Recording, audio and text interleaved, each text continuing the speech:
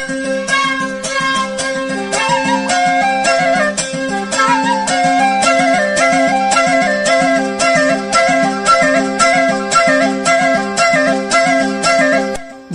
कौम की तारीख। बलोच कौम रोए ज़मीन पर अचानक वारिद होने वाली कोई नई कौम नहीं, बल्कि आज से सैकड़ों साल पहले भी इनका जिक्र तारीख की किताबों में मिलता है। बलोच अपने रहन सहन, लिबास, इक़दार और तहज़ीब व सकाफ़त में भी अपने इर्द गिर्द मौजूद तमाम अक़वाम से बहुत मुख्तलिफ हैं। वैसे तो बलोच कौम पर कई किताबें लिखी जा चुकी हैं, लेकिन आज की इस वीडियो में मैं बलोच कौम की मुख्तसर तारीख बयान करूँगा। ये वीडियो मैं अपने सब्सक्राइबर्स की पुरज़ोर असरार पर बना रहा हूँ। उम्मीद है कि आपको मेरी ये छोटी सी काविश ज़रूर पसंद आएगी इंशाअल्लाह। मैं हूँ सैफुर रहमान आसरानी बलोच और आप देख रहे हैं मेरा यूट्यूब चैनल बलोच स्टूडियो। मेरे साथ रहिए।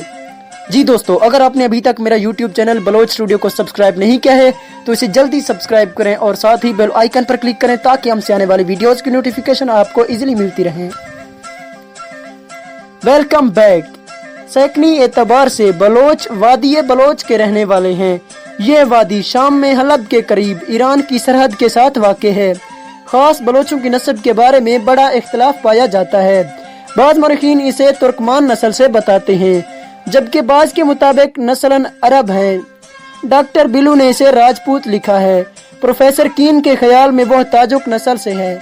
मागलर ने साबित किया है कि बलोच मकरान के कदीम बाशिंदों के बाक़ियात हैं, जबकि सरदार मोहम्मद खान कशकोरी ने यह नजरिया पेश किया है कि बलोच कलदाने और बाबरी हैं और मशहूर हुक्मरान निमरूद की नस्ल से है। अहले बाबल अपने कौम देवता को बाले अजीम कहा करते थे। यूनानियों ने इसे बेलोस कहा। अहद कदीम में लफ्ज़ बलोच को बालोस और बेदोस लिखा जाता था। इसके बाद यह लफ्ज़ बेलोस और बालोस के तौर पर तहरीर व बयान में आता रहा। अरब इसे बलोच अदा करते हैं और ईरानी और पाकिस्तानी इसे बलोच लिखते और पढ़ते हैं, और हमारे यहाँ ईरानी और पाकिस्तानी लफ्ज़ बलोच राइज है। असल में यह लफ्ज़ बालोच है, जिसे अरबों ने बलोच और ईरानियों ने बलोच लिखा है।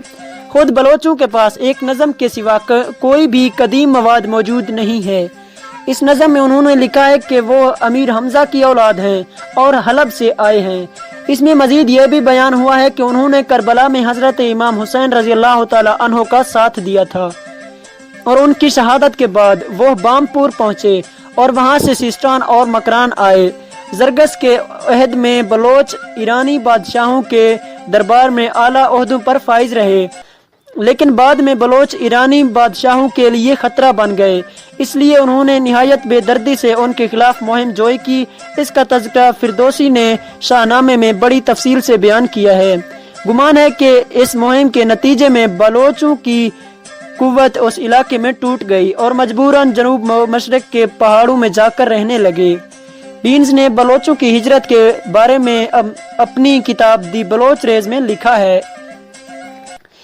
कि बलोचों ने 2 मरतबा नकल मकानी की और दोनों बार हिजरत की बड़ी वजह इलाके में नए फातिहों की पेशकदमी थी। पहली हिजरत उस वक्त हुई जब फर्स ने सेलजोकियों के हाथों वालिमी और गजनवी ताकतों का खात्मा किया। इस मौका पर ये लोग करमान छोड़कर सिस्तान और मगरबी मकरान के इलाकों में आकर आबाद हुए। दूसरी बार उन्होंने इस इलाके को छोड़कर मशरकी मकरान और सिंध की तरफ रुख किया। ये हिजरत चंगेज खान के हमलों और जलालुद्दीन मंगोल की वजह से हुई। दूसरी हिजरत के नतीजे में उन्होंने पहली बार वादी सिंध में कदम रखा, जिससे उनके लिए तीसरी और आखिरी हिजरत का रास्ता हमवार हुआ, और आखिरी हिजरत ने उनके बड़े हिस्से को हिंदुस्तान के मैदानी इलाकों में मुंतशर कर दिया। इस आखिरी हिजरत का जमाना हिंदुस्तानियों पर तैमूर लंक के हमले और बाबर के यूरुश का जमाना है। बाज़ कबीलों ने कालात पर काबिज होकर बलोचों को सिंध और पंजाब के दरमियानी इलाकों की तरफ जाने पर मजबूर कर दिया। ये वाक़या बलोचों की तारीख में नाकाबिले फरामोश है। इस वाक़े के बाद यह कौम 2 गिरोहों में तकसीम हो गई और अब मशरकी और मगरबी बलोचों के दरमियान में कलात के बरावी भी नजर आते हैं।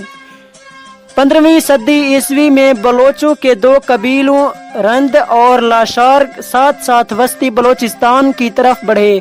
जो लोग इनके मुकाबले पर थे या तो वो कत्ल कर दिए गए या उन्होंने इताअत कबूल कर ली। आखिर में मीर चाकर खान के अहद में सारा बलोचिस्तान बलोचों के कब्जे में आ गया और वहाँ उनकी हुकूमत कायम हो गई और एक अंदाजे के मुताबिक 70% बलोच पाकिस्तान में आबाद हैं।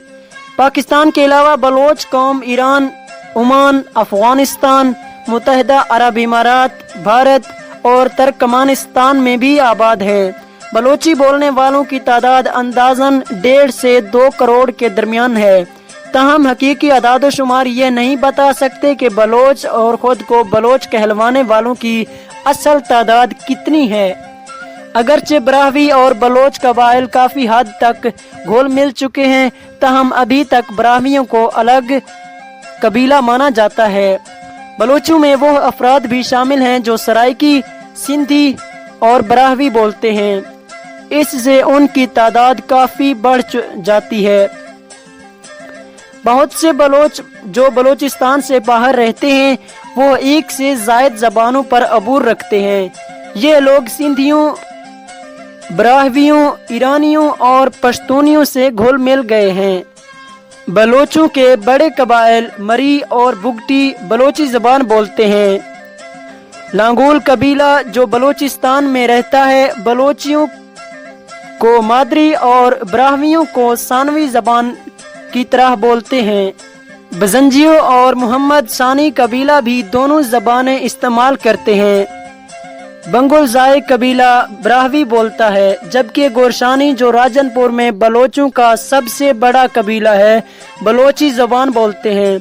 लिगारी कबीला डेरा इस्माइल खान में बलोची और रहीम यार खान में सराइकी बोलते हैं, जबकि सिंध में रहने वाले लिगारी सिंधी जबान बोलते हैं।